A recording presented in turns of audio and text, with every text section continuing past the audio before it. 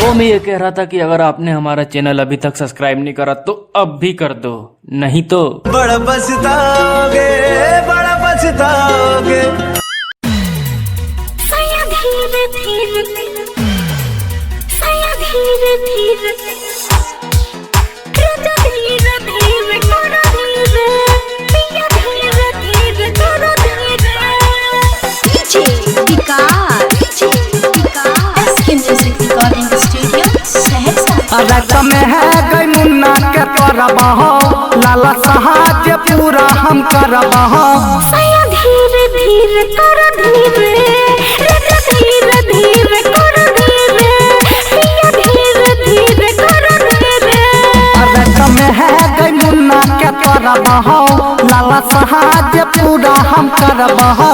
सया धीरे धीरे करो धीरे, पिया धीरे धीरे करो धीरे, पिया धीरे धीरे करो धीरे।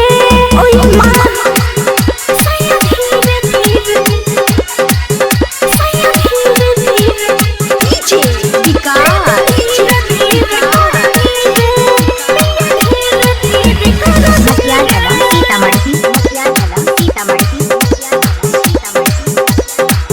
पूरा जिंदगी जो हलिया तोहर बतिया के आप हमन मनबा झूठा कटिया के।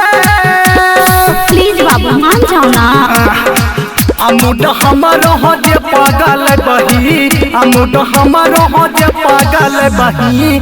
सया धीरे धीरे करो धीरे, पिया धीरे धीरे करो धीरे, राजा धीरे धीरे करो धीरे।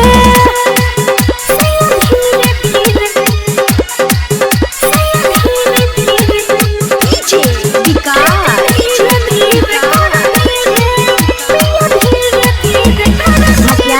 Sitamarhi, SK music recording studio Saharsa. आय तोरा खिलैबो भर पेट कर पी गई, केतनो चिलैबी छरी घर की गई। अब क्या जान लोगे बाबू।